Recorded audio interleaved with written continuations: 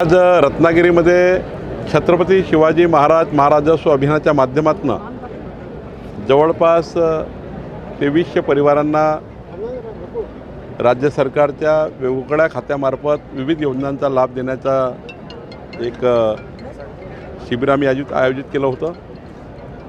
या शिबिराच्या माध्यमातून रत्नागिरी जिल्ह्याचे महत्त्वाचे जे प्रश्न आहेत तेही सोडवण्याचा आम्ही प्रयत्न करतो आहे।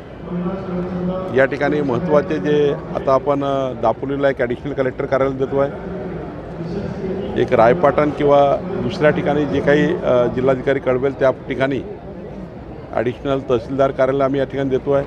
आता या ठिकाणी आमचे प्रसाद लाड शेखर निकमनी मागणी केली की चिपळूण खेड भागामध्ये सुद्धा काहीतरी प्रशासकीय सुसूत्रीकरण करावे लागेल, त्या ठिकाणी आम्ही करणार आहोत। या जिल्ह्याच्या संपूर्ण शेतकरी शेतमजूर जे काही घरं आहेत त्या सर्वांची घरे एकदा या जिल्ह्याची जमाबंदी करण्याचा विचार आम्ही करतो आहे।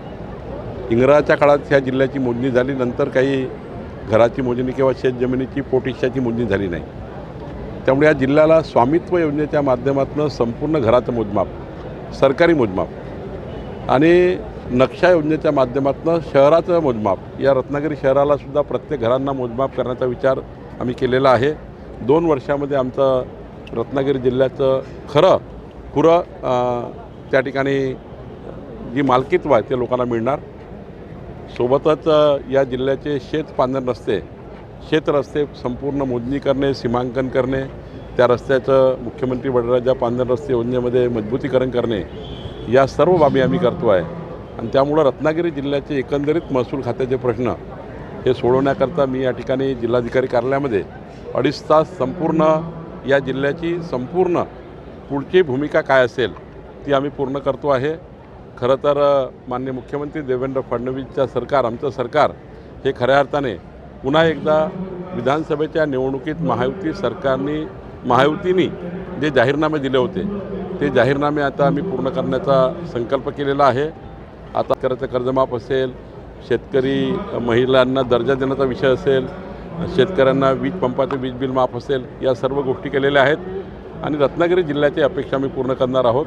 राहिला प्रश्न राजकीय, तर 100% मी एवढं सांगेल की या जिल्ह्यामध्ये, या महाराष्ट्रामध्ये आमचं महायुती ही प्रचंड मजबूतीने महाराष्ट्राच्या विकासाकरता काम करत आहे, विकसित महाराष्ट्राकरता काम करत आहे। त्यामुळं किती कोणी राजकारण केलं तरी त्यांचं राजकारण त्यांना लखलाभ आहे। आम्ही मात्र आमचा जाहीरनामा, संकल्पनामा जनतेला दिलेलं वचन पूर्ण करता काम करतो आहे। जिल्ह्यामध्ये बँकेत कर्ज घ्यायचं असेल किंवा शासकीय कामासाठी बक्षीसपत्र करायचं असेल तर अनेक नावांचा प्रश्न असतो। लोक सहहिस्सेदार संमती देत नाही, त्यामुळे लोकांना बँकेत किंवा आंबा बागायतीवर कर्ज वगैरे काय मिळत नाही शेतकऱ्यांना। आणि किंवा संमतीपत्र जरी द्यायचं असेल किंवा बक्षीसपत्र करायचं असेल शासकीय कामासाठी, एखाद्या निधीसाठी, तरीसुद्धा अनेक अडचणी येतात, असंख्य सातबाऱ्यावर नावं असल्यामुळे। तर तो प्रश्न आपण कसा सोडवणार? नाही, खऱ्या अर्थाने पोट हिस्सा मोजणी झाली नाही आहे। ज्या दिवशी पोट हिस्साची मोजणी सातबारावर येईल, भाऊकीमध्ये किती कोणाचा हिस्सा आहे त्याचं सीमांकन झालं नाही आहे। त्यामुळं या ठिकाणी हा या राज्याचा हा महत्त्वाचा इश्यू आहे। त्यामुळं रत्नागिरी जिल्ह्याचं पोट हिस्साचं सीमांकन, शेतकऱ्यांचं जसे जसे हिस्से आहेत तसं सीमांकन करून देणे आणि त्यांचं वेगळं स्वामित्व करून देणे, हे झाल्यावर सर्व प्रश्न मार्गी लागतील। त्याला 1.5 वर्ष वेळ लागेल, पण 1.5-2 वर्षामध्ये मात्र हा प्रश्न सुटेल। मग काही एकामेकाला कोणी आडवं येणार पण साहेब, तात्पुरत्या स्वरूपात पूर्वी हमीपत्रावर बँकेतून कर्ज दिलं जायचं, मात्र आता हमीपत्राची सुद्धा अट रद्द नाही। मी तो प्रश्न बँकेने 100% लाभार्थी शेतकऱ्यांना कर्ज दिलं पाहिजे याकरता कुठली अट नाही आहे। त्या जर काही जाचक अटी बँकांनी तयार केल्या असतील किंवा लावल्या असतील तर आता माझ्या जिल्हाधिकारीच्या बैठकीमध्ये मी LDMला आणि बँकरला बोलवेल। जाचक अटी काढलेल्या आहे सरकारने, कुठलंही बक्षीसपत्र ठीक आहे, एक हमीपत्र द्यावं लागतं ते देऊ, पण असं नाही करता येत तुम्हाला शेतकऱ्याला कर्ज देणार नाही। शेतकऱ्याला कर्ज द्यावंच लागेल, ती मॅन्डेटरी जबाबदारी बँकेची आणि आमच्या महसूल खात्याची आणि राजस्व विषयाची आहे। ते आम्ही, जर हा प्रश्न असेल तर मी जिल्हाधिकारी कार्यालयात सोडवेल। नाना पटोले यांचा एक व्हिडिओ व्हायरल होतो आहे। गुरुपौर्णिमेच्या दिवशी त्यांचा शुद्धाभिषेकाने पाय धुतल्याचा व्हिडिओ समोर येतो आहे, कसं बघताय याच्याकडे काय सांगाल? काँग्रेसच्या नेत्याचे संस्कार संस्कृती अशीच आहे, जी अशा पद्धतीचे वर्तन या राज्यामध्ये करतात। त्यामुळे तर बोध घेतला पाहिजे त्यांनी की काय करतो आहे, कशाकरता करतो आहे.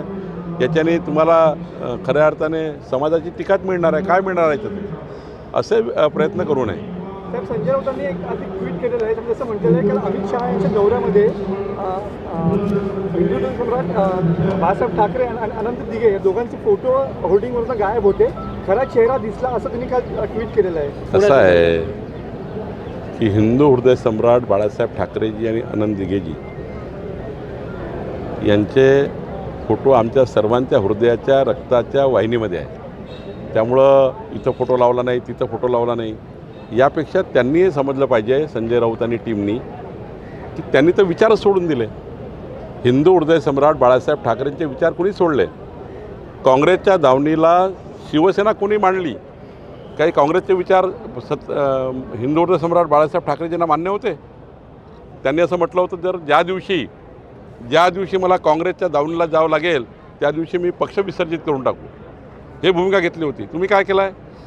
तुम्ही तर विचाराशी या ठिकाणी कॉम्प्रोमाइज केली.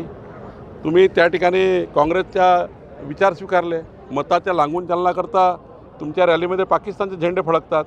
तुम्ही काय सांगता लोकांना? कुणाला संस्कार शिकवता? आणि त्यामुळं हे बोलणं सोपं आहे, वागणं कठीण आहे.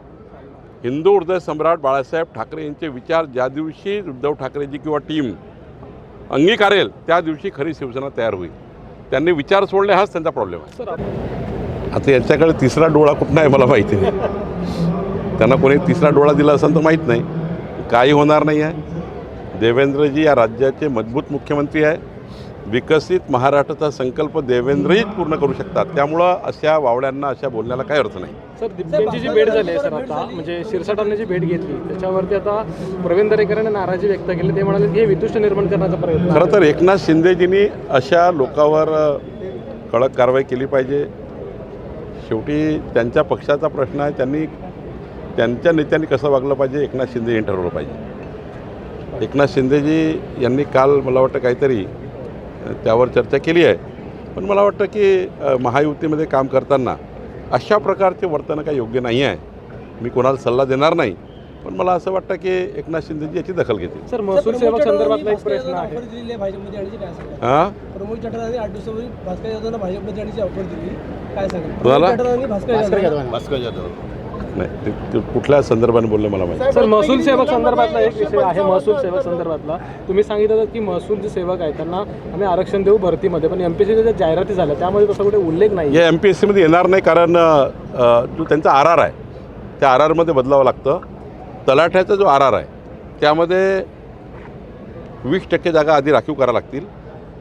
पुढच्या 3 महिन्यात आम्ही त्यांचा RR बदलतो आहे आणि RRमध्ये याचे अंतर्भूत करून मग MPSCला काढणार आहे. पण मी जे वचन दिलं आहे, कोतवालांना, महसूल सेवकांना 20% तलाठ्यामध्ये आरक्षण राहील, तो आम्ही पूर्ण करणार आहे. रत्नागिरीमध्ये 155 अंतर्गत दुरुस्तीच्या ज्या कारवाई आहेत, म्हणजे डाटा ऑपरेटरमध्ये मुळे ज्या काही नावामध्ये चुका झाल्या त्यासुद्धा केसेसमध्ये घेऊन भरपूर वेळ लावला जातोय आणि त्याच्यामध्ये लांजा राजापूरमध्ये सर्वाधिक केसेस आहेत असं आम्हाला माहिती मिळत आहे. आपण काय याच्यावर? मी आज तीच 2.5 तास महसुली बैठक घेणार आहे, ज्यामध्ये 155चा दुरुपयोग आहे, 70B दुरुपयोग आहे, 85चा दुरुपयोग आहे, अव्वाच्या सव्वा गडबडी चालू आहे. धनदांडग्या लोकांनी या ठिकाणी लँड बँकिंग सुरू केलेलं आहे. त्यामुळे याचा सर्व अभ्यास करून काम करणार आहे. त्यामुळे 70B, 155 आणि 85 या तीनही कलमाखाली संपूर्ण आढावा मी घेणार आहे. सर, एक शेवटचा प्रश्न राम मंदिराशी निगडीत आहे. राज ठाकरेंची जी काल विद्यार्थी सेनेचा जो मेळावा आहे त्यामध्ये असं म्हणाले की 1400 कोटी रुपये राम मंदिरातून चोरले जातात, त्यावरती भाजप काही बोलत नाही आहे. आणि सिद्धिविनायक जे मंदिर आहे तिथून देखील साधारणपणे 18 कोटीची जी वर्षाचा ऑफर आहे त्या संदर्भातलं पत्र विश्वासाने एकनाथ शिंदेने लिहिलं आहे आणि हा आकडा मागच्या किती वर्षामध्ये अनेक कोटींमध्ये जाईल, त्यावरती तुमची कमेंट काय असेल? त्यांनी मी एकच सांगेल की शेवटी हा उघड कोणी आणला आहे? आम्हीच उघड आणलेला आहे. या ठिकाणी मोठ्या प्रमाणावर कारवाई आम्हीच करतो आहे. नुसतं तोंडाने बोलून काय होणार नाही. आमचं सरकार त्या ठिकाणी उत्तर प्रदेशमध्ये काम करत आहे, इथे महाराष्ट्रात आमचं सरकार काम करत आहे.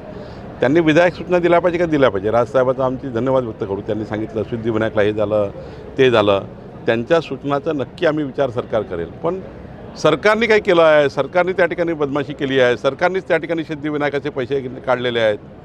मग मागच्या काळामध्ये उद्धवजी मुख्यमंत्री असताना त्यांच्या पक्षाचा जेव्हा सिद्धिविनायकला अध्यक्ष होता तेव्हा जेव्हा भ्रष्टाचार झाला, मग उद्धवजींनी केला का?